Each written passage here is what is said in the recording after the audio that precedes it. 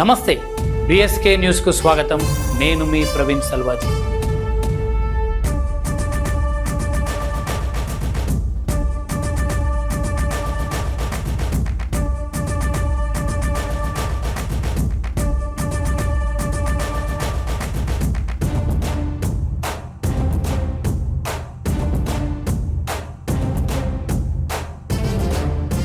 ఒక కీలక పదవి, ఎందరో ఆశావాహులు, పార్టీలో ఉత్కంఠ, రాజకీయ వర్గాల్లో జోరుగా చర్చ. ఇప్పుడు అందరి చూపు ఒకే నిర్ణయంపై నిలిచింది. అధికార పార్టీ కాంగ్రెస్ ఈసారి ఎవరిని ఎంపిక చేస్తుంది?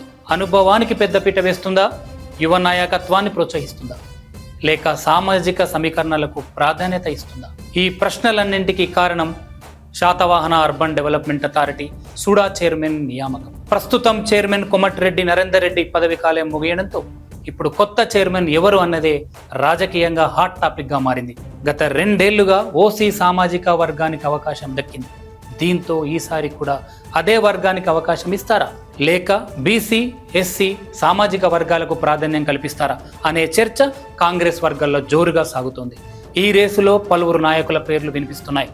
మాజీ ఎమ్మెల్యే అభ్యర్థి కురుమల శ్రీనివాస్, మాజీ ఎమ్మెల్సీ అభ్యర్థి ఆల్ఫోర్స్ విద్యా సంస్థల చైర్మన్ ఉట్కూరి నరేందర్ రెడ్డి, కరీంనగర్ జిల్లా యూత్ కాంగ్రెస్ అధ్యక్షుడు ముత్యం శంకర్ గౌడ్, అలాగే ఎస్సీ సామాజిక వర్గం నుంచి సముద్రాల లక్ష్మణ్, ఆసంపల్లి శ్రీనివాస్, అలాగే బెలిచాల రాజేందర్ రావు, ఆకారపు భాస్కర్ రెడ్డి, రాచకొండ చక్రధర్రావు, మల్లికార్జున్ రాజేందర్, మల్యాల సుజిత్ పేర్లు కూడా రాజకీయ వర్గాల్లో వినిపిస్తున్నాయి. అయితే ఈ పేర్లలో ఎవరికి ఇప్పటి వరకు అధికారికంగా గ్రీన్ సిగ్నల్ రాలేదు. ఎవరు పేరు వినిపించినా ఇది కేవలం రాజకీయ చర్చల్లో భాగమే. తుది నిర్ణయం మాత్రం కాంగ్రెస్ అధిష్టానం చేతుల్లోనే ఉంది.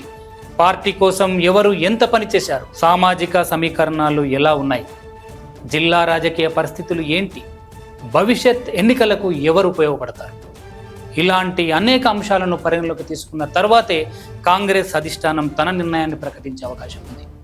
ఈ కీలక బాధ్యత ఎవరిని వరించనుంది?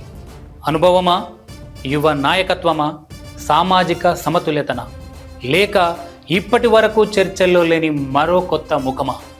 ఈ అన్ని ప్రశ్నలకు సమాధానం కాంగ్రెస్ అధిష్టానం ప్రకటించే అధికారిక నిర్ణయంతోనే తేలనుంది. అప్పటి వరకు వినిపిస్తున్న పేర్లన్నీ రాజకీయ చర్చల్లో భాగంగానే చూడాల్సి ఉంటుంది.